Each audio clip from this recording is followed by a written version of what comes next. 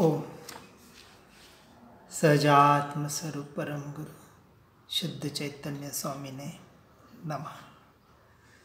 जे स्वरूप समझा बिना पाम्यो दुख अनंत, समझा व्युते पतनम।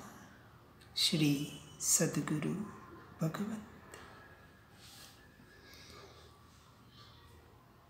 समकित के स्वरूप को समझने के लिए नव तत्व के स्वरूप को समझना बहुत जरूरी है। सद्देव सद्गुरु सद्धर्म श्रद्धानम सम्यक दर्शनम। फिर कहा तत्वार्थ श्रद्धानम सम्यक दर्शनम। तत्व यानी नौ तत्व के आधार पर जब स्व पर का भेद प्रत्यक्ष अनुभव में आता है और उस अनुभव के द्वारा जो स्वपर प्रकाश का सच्चा श्रद्धान होता है और जिससे आत्मानुभूति होती है, और उस आत्मानुभूति को पंडित टोडरमल जी ने रहस्यपूर्ण चिट्ठी में बहुत अच्छी तरह से समझाने का प्रयास किया है। परोक्ष और प्रत्यक्ष के माध्यम से, जिसे हम हमारे ग्रुप में भेज ही रहे हैं। अब यहाँ यह समझने का प्रयास करना है कि इन अधिकारों के माध्यम से पहले जीव और अजीव का भेद बताया। फिर यहाँ कह रहे हैं कि पाप पुण्य और आश्रव यह सारे बंध के परिणाम हैं। जब जीव अपने उपयोग को परद्रव्य और परभावों में जोड़ता है कहने से भी जब जीव का उपयोग जुड़ता है ऐसा वो मानता है, वास्तविक जुड़ता नहीं है पर वो मानता है, इस भ्रांति में है कि मैं परद्रव्य का ज्ञाता दृष्टा हूं। और इस भ्रांति का नाम ही मिथ्यात्व अज्ञान दशा है। और जब तक इस भ्रांति से नहीं छूटता है तब तक वो परद्रव्य पर भावों को अपने आप को कर्ता और भोक्ता मानकर कर्म का बंध करता है अपने भावों के द्वारा। वास्तविक तो जीव अपने भावों का कर्ता और भोक्ता है, परंतु वह भाव जब परद्रव्य रूप परिणमित होते हैं तो कर्म का बंध कराते हैं, और जब वही भाव स्वद्रव्य रूप परिणमित होते हैं तो संवर और निर्जरा कराकर मोक्ष का कारण बनते हैं। इसलिए एक एक के स्वरूप को समझकर इन पाप पुण्य रूपी आश्रवों से बंधन से हटकर एकमात्र अपने स्वरूप का आश्रय लेना, अपने स्वभाव का कर्ता भोक्ता बनकर उसी में लीन होने का प्रयास करना, इसके द्वारा भेद ज्ञान भेद विज्ञान के माध्यम से। और फिर उन विकल्पों से भी एक एक पहले परद्रव्य से हटा, फिर पर भावों से हटा, फिर अपनी पर्यायों से हटा, फिर वहाँ से हटकर अपनी शुद्ध पर्याय को ग्रहण किया, और फिर उस शुद्ध पर्याय से भी, उस विकल्प से, विचार से भी हटकर जब आत्मा अपने स्वरूप में लीन होता है, यही मैं, जहाँ कोई विकल्प नहीं, विचार नहीं, मात्र स्वयं का होनापना रह जाए, वो क्षण उसके अनंत निर्जरा का कारण बनता है। उसी को आत्मानुभूति भी कहने में आता है। प्रत्यक्ष आत्मा का अनुभव तो केवल ज्ञान के बाद ही होता है। अभी आत्मा के असंख्य प्रदेश नहीं दिखेंगे, अभी उस असंख्य प्रदेशों का अखंड और अनंत गुणों का अभेद रूप ऐसा जो एक द्रव्य है, उसका टंकोत्कीर्ण निर्णय यथार्थ श्रद्धान कि यही मैं हूँ बिना विचार के जब परिणमित होगा, जब बिना विचार के उपयोग ज्ञान स्वभाव पर जाने लगेगा, कोई भी बाहर घटनाएं 5 इंद्रियों की और मन के विकल्पों की घटें और उस वक्त सीधा उपयोग ज्ञान स्वभाव पर जाए तो समझना सम्यक दर्शन है। परंतु सम्यक दर्शन हमारा लक्ष्य नहीं है, ये तो पहली सीढ़ी है। और जहाँ सम्यक दर्शन है वहीं से संवर की शुरुआत होती है। इसलिए संवर अधिकार पूरा भेद ज्ञान का अधिकार कहा गया है। और उसके द्वारा जैसे ही जीव पर द्रव्य पर भावों से हटकर देश वीरति के द्वारा देश चारित्र को ग्रहण करता है और सकल वीरति के द्वारा सर्ववीरति के द्वारा सकल चारित्र को ग्रहण करता है, यानी अंतर्मुहूर्त अपने स्वरूप में लीन होने का पुरुषार्थ करता है, तब जाके वो गुण स्थानों की आगे की श्रेणी चढ़ पाता है और अनंत गुणों की निर्जरा करके मोक्ष को पा सकता है। ऐसे संवर के स्वरूप को हम समझने का अब प्रयास करते हैं कि जीवों के शुभ तथा अशुभ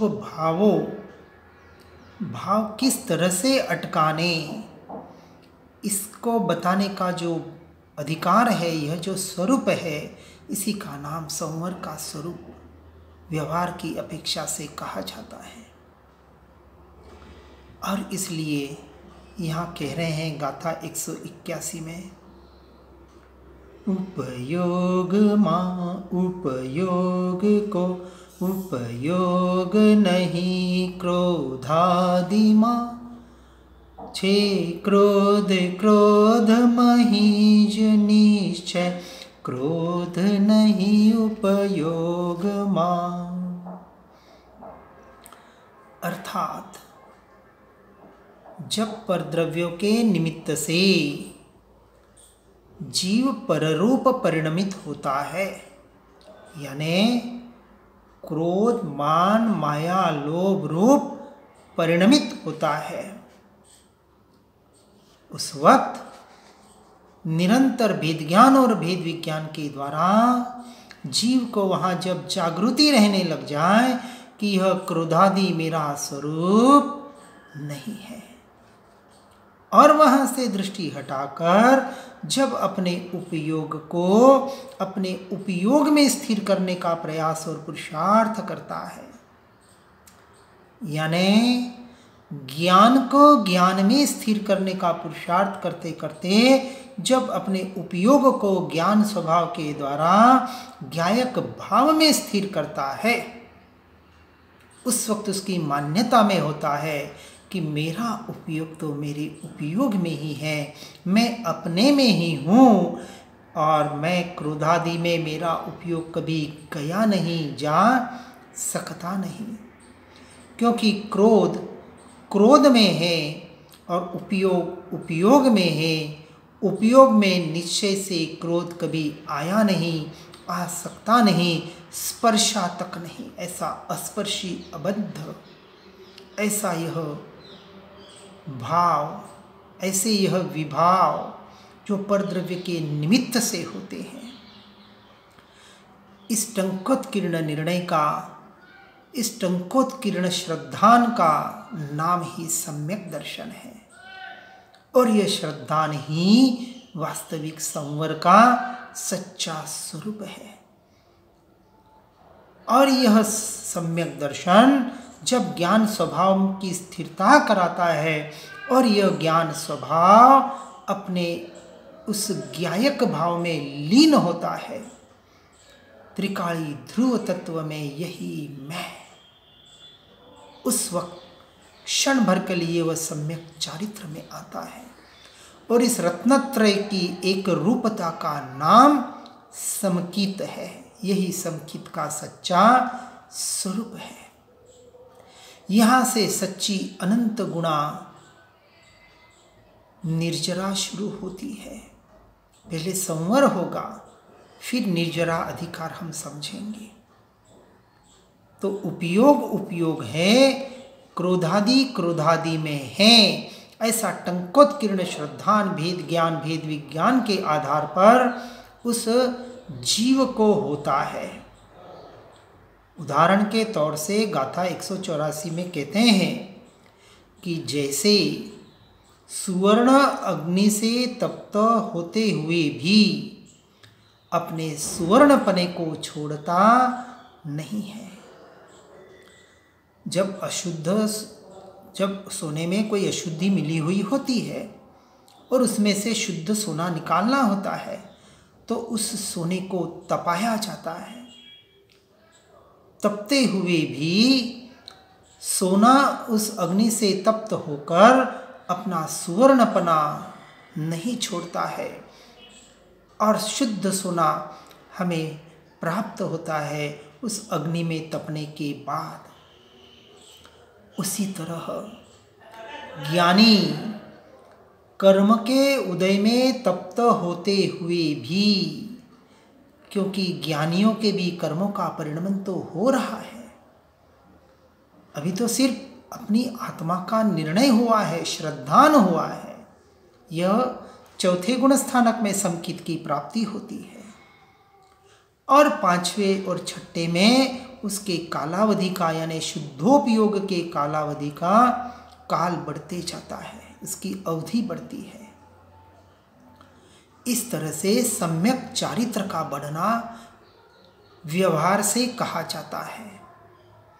जितनी जितनी आत्मलीनता बढ़ती है, आत्मलीनता का नाम ही तो सम्यक चारित्र है। और कर्म के उदय से बाहर से कितने भी परिचय आ जाए, उपसर्ग आ जाए,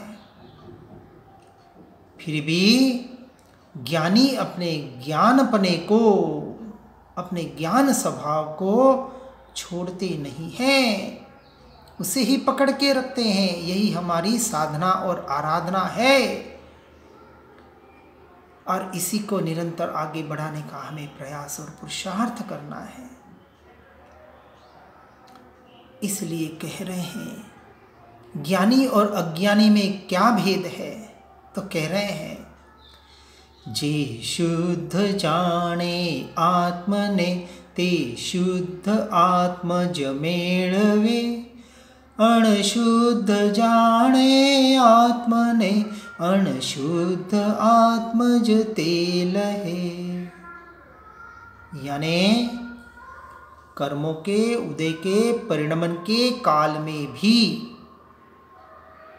जो जीव अपने शुद्ध आत्मा को ही जानता है, अनुभवता है कि इन कर्मों के उदय से, इन बाहर पांच इंद्रियों के परिणमन से और मन के विकल्प के बहते हुए प्रवाह से भिन्न स्वतंत्र ऐसा त्रिकाली ध्रुव शुद्ध चैतन्य तत्व भगवान आत्मा वही मैं हूँ, ऐसे शुद्ध आत्मा को ही जानता और अनुभवता है, वह जीव शुद्ध आत्मा को पाता ही पाता है, उसमें रमणता करता है।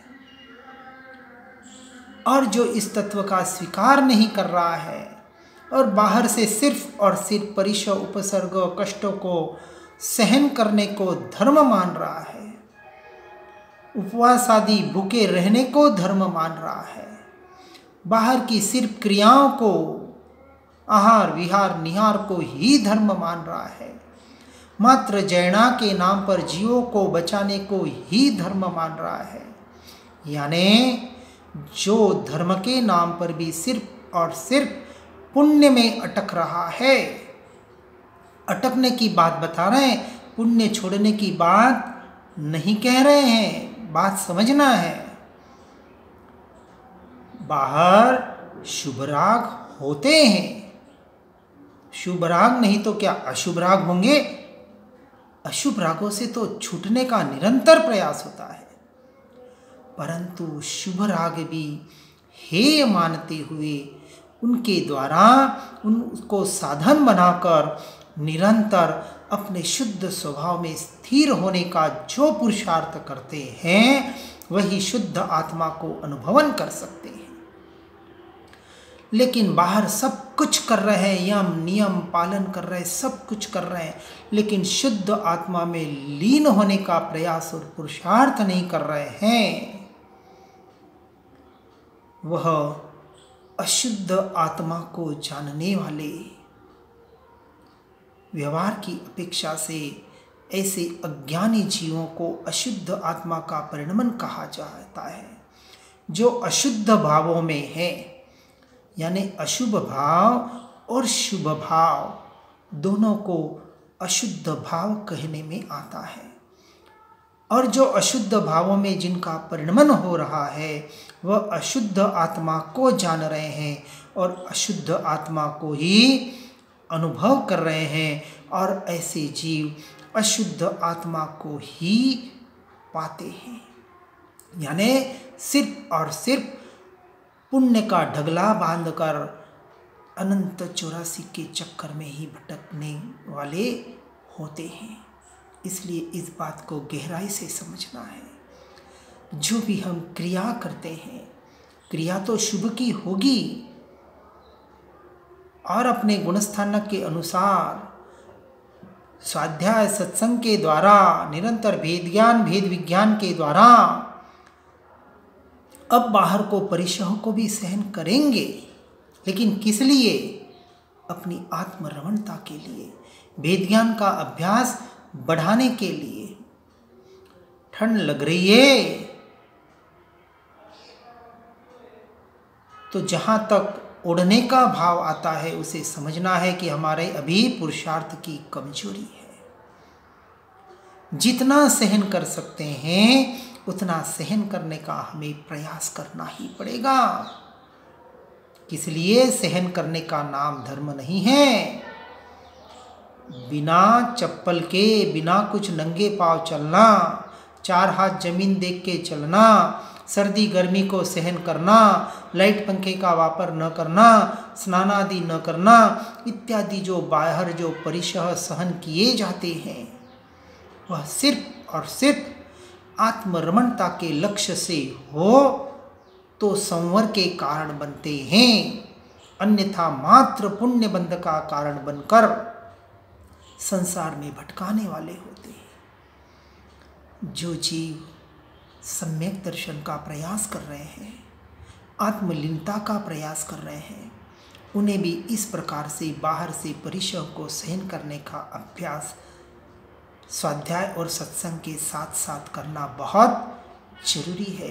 अपने भेद विज्ञान के अभ्यास को बढ़ाने के लिए आत्मस्थिरता पे, ज्ञान स्वभाव पे, निरंतर ज्ञायक भाव में उपयोग ले जाने के लिए कि ठंड लगी, किसको लगी, शरीर में पूरे रोंगटे खड़े हुए तो किसके हुए, और क्या जानने में आ रहा है?